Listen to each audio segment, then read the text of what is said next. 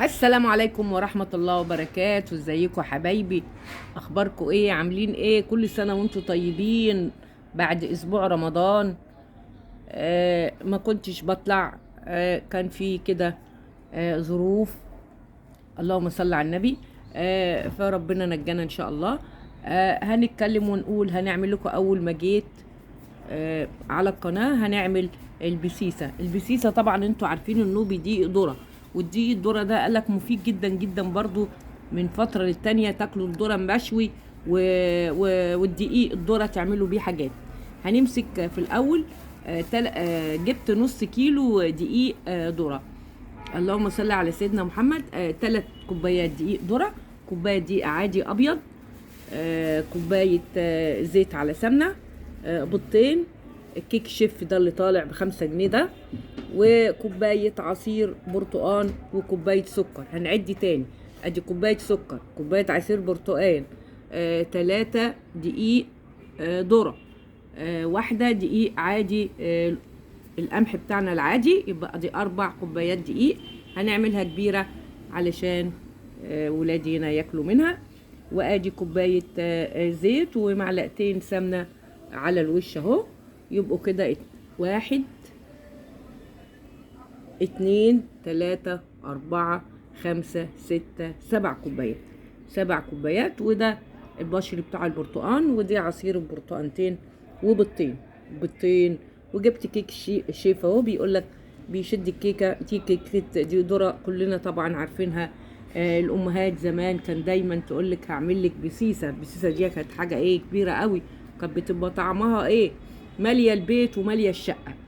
اللهم صل على النبي. هنعمل قبل رمضان البسيسه، وهناخد المكونات اللي هي الناشفه اللي مع بعضها الجافه.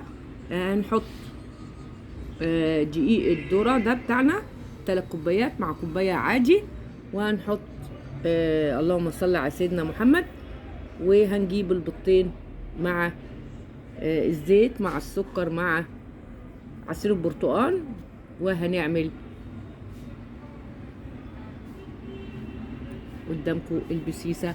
حلوه طبعا، تشرب على الشاي الصبح، تتاخد في كيس كده تربطيه للطفل في المدرسه. يعني نافع من كل حاجه. وطبعا كل فتره لازم كل بيت يعمل حاجه لاولاده تكون نظيفه وحلوه، مش الشيبسيات بتاعت بره، ولا الشوكولاتات، ولا الحاجات اللي هي بتسمن العيل دي. هنعمل قدامكم ونبدا نشتغل. اللهم صل على سيدنا محمد. بيضتين بس، كفايه بيضتين بس اهو. انتوا عارفين ان البيض غالي. بيضتين اهوت هنضربهم اهو قدامكم. وهنحط السوائل مع بعض. الاول البيضتين اهو هنضربهم، نقلبهم. لا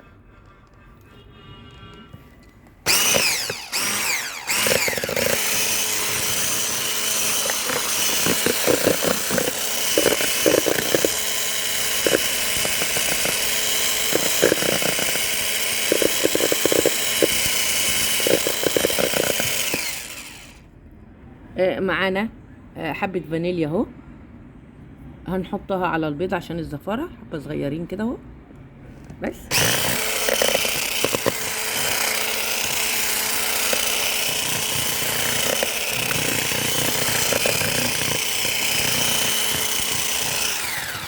نضرب تاني كده لما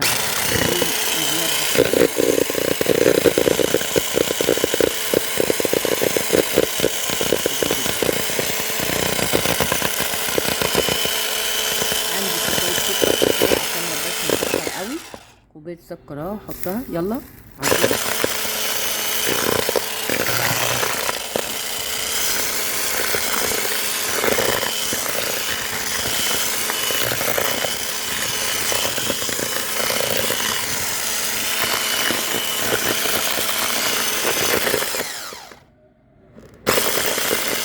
عندي الزيت والسمنة شوية برضه.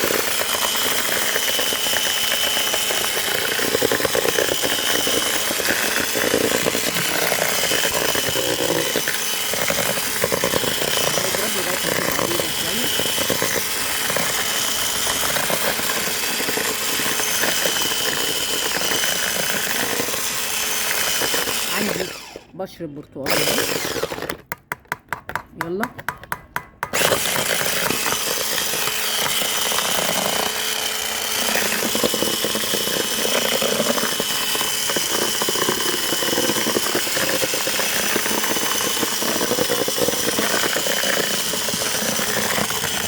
عندي عصير برتقان اهو عصير برتقان هنحطه برضو، كل السوائل مع بعض.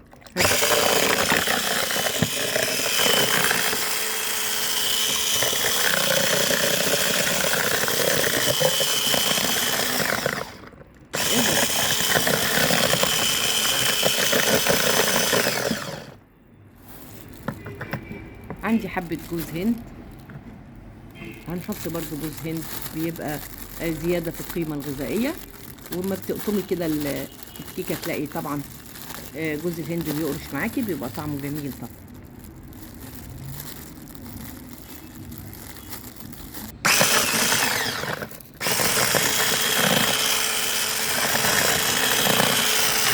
بس معلقتين اهو.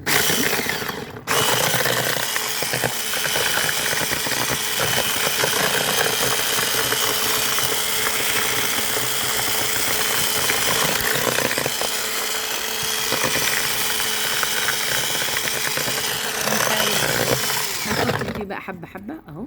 ادي اول كوباية كله اهو، نضربه يلا.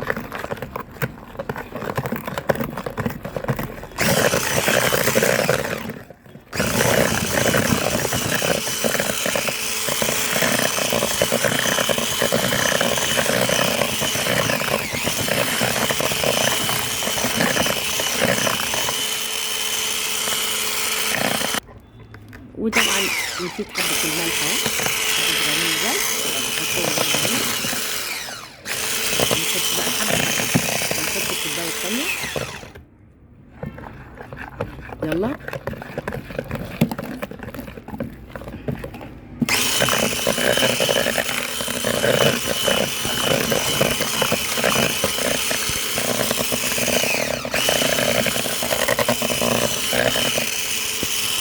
الكوباية التالتة يلا، حبة حبة كده.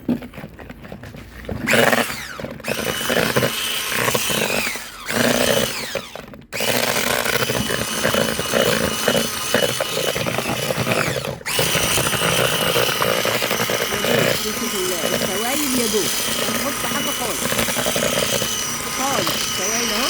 هنحط الرابعة اهي، الرابعة اهي اهو، هتتقلب برضو قدامكم. ونروح نجيب صناديق.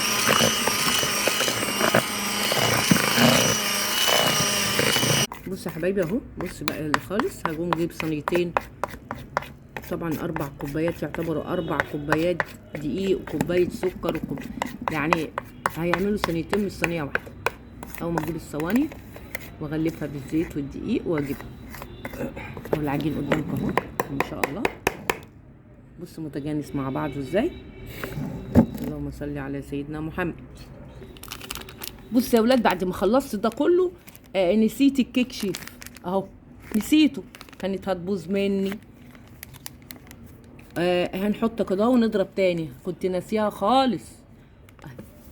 يلا يا بابا، كانت هتبقى هبطانه وكانت بقت حاجه حالتنا حاله. ويقعدوا يقولوا لي بقى لما هي عملت الكيكه وحشه.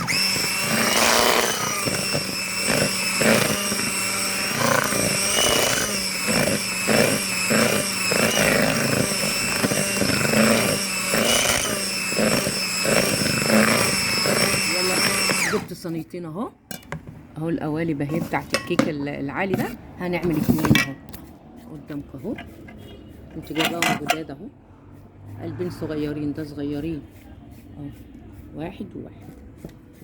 هنبدأ بقى نحطهم وندخلهم على الفرن، ولما نيجي هنوريها لكم.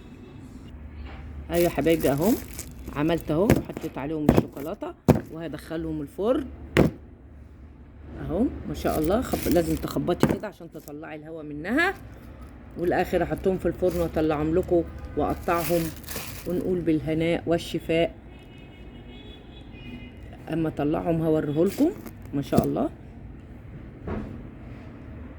خلصنا يا حبايبي البسيسه اهو، نزلوا عليها خلصوها. عقبال ما صليت كان هم خلصوا البسيسه جميله وهشه. وهنحط عليها فرماسيه ما شاء الله عليها، وزي ما انتوا شايفين كده